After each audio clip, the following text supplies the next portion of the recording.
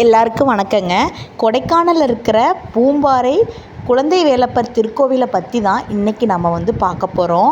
காலையில் முதல் பூஜைக்கே நாங்கள் அங்கே பூம்பாறை போயிட்டோங்க. கொடைக்கானலிருந்து சுமார் 18 கிலோமீட்டர் டிஸ்டன்ஸில் இந்த பூம்பாறை இருக்குதுங்க. போகும்போதே இங்கே பழனி வியூ பாயிண்ட் இருக்குது. அந்த பழனி வியூ பாயிண்ட் பார்த்துட்டு அப்புறம் நம்ம பூம்பாறைக்கு போகலாங்க. பூம்பாறை ரொம்பவே அழகான கிராமம்.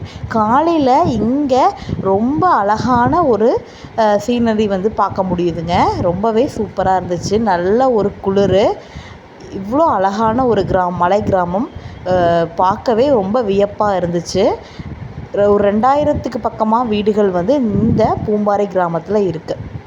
இப்போது இந்த பூம்பாறை கிராமத்தில் இருக்கிற முருகர் பற்றி நம்ம பார்க்கலாங்க. இங்கே உலகத்திலேயே எங்கும் இல்லாத தனி சிறப்பாக இந்த கோவிலில் ஒரு சிறப்பு இருக்குது. அந்த சிறப்பம்சம் என்ன அப்படின்னா, இங்கே இருக்கிற முருகர் சிலை தசப்பாசானத்தால் செய்யப்பட்டது. அதாவது தசம் அப்படின்னா 10, பாசானம். இப்போ பாசானம் அப்படின்னா விஷம் அப்படின்னு, விஷமுள்ள மூலிகைன்னு அர்த்தம்.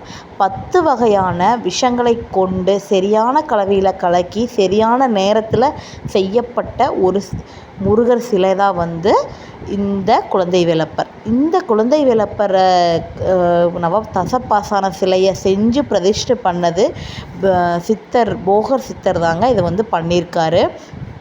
அவ்வளோ சிறப்பு மிக்க இந்த இடத்துக்கு தான் நாம் போகிறோம்.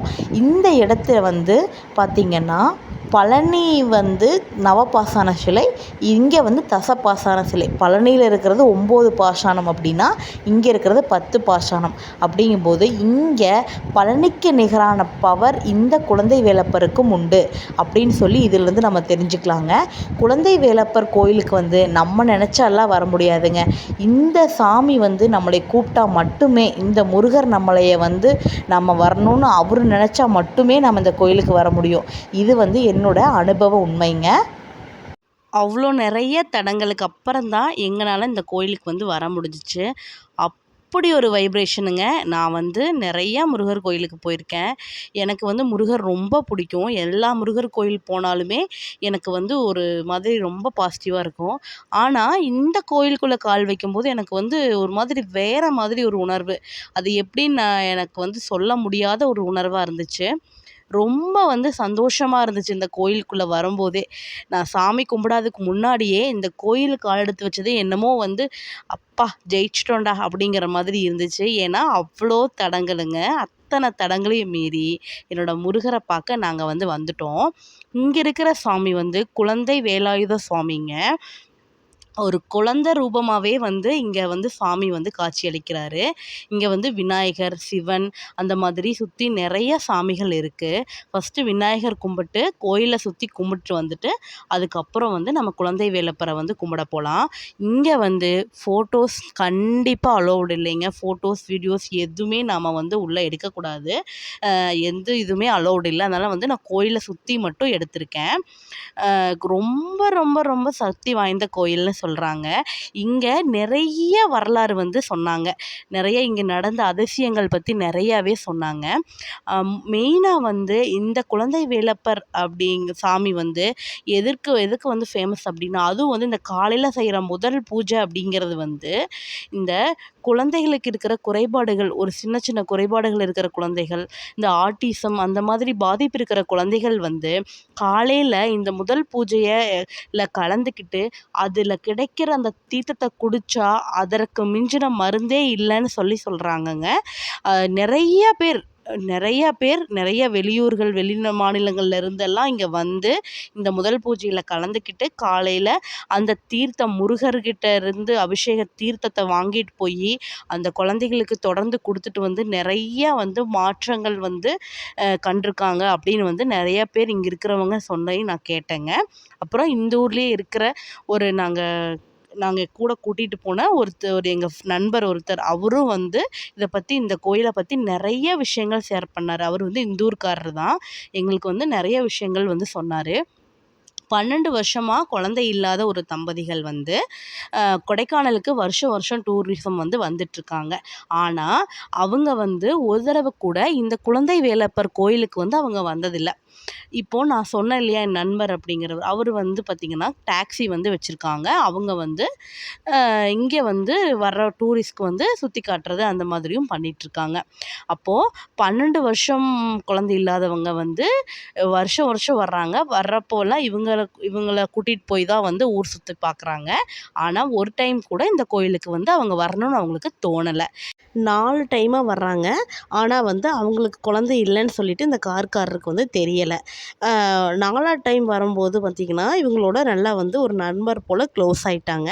அப்போ வந்து அவங்க பிரச்சனையை வந்து அவங்க சொல்லிட்டு அவங்க வந்து அழுகும்போது இவங்க சொன்ன ஒரே வார்த்தை, "நீங்கள் இங்கே வாங்க, நீங்கள் அடுத்த வருஷம் நீங்கள் உங்கள் கையில் குழந்தை இருக்கும்" அப்படின்னு சொல்லிட்டு சொல்கிறாரு.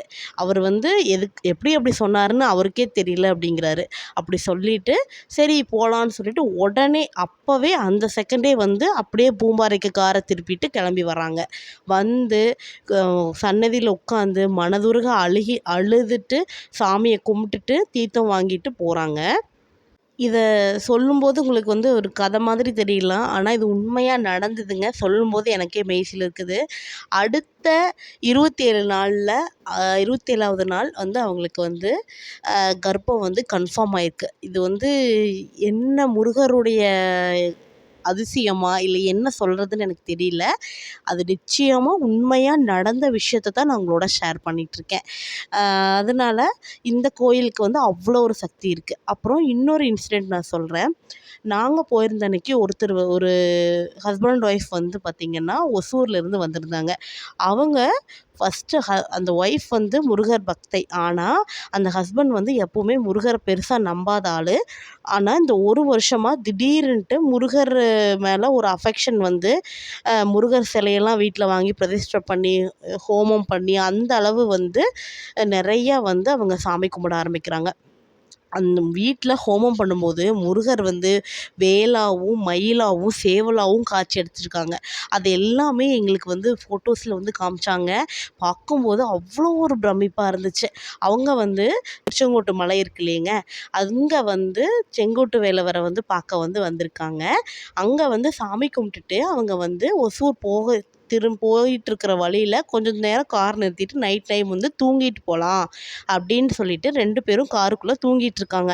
அப்போ வந்து திடீர்னு ஒரு ஆள் வந்து எழுப்புற மாதிரி அவங்களுக்கு இருக்குது. "என்ன நீ என்னைய பார்க்காம போகலான்னு பார்க்குறியா? நீ வந்து பூம்பாறைக்கு வந்து என்னை பார்க்காம போறியா? நீ இப்போவே இந்த நிமிஷமே நீ கிளம்பி வா" அப்படின்னு சொல்லி வந்து சொல்கிற மாதிரி ஒரு அசரீர் மாதிரி கேட்குது. திடீர்னு முழிச்சு பார்க்கும்போது அவங்க திடீர்னு முழிச்சு பார்க்குறாங்க.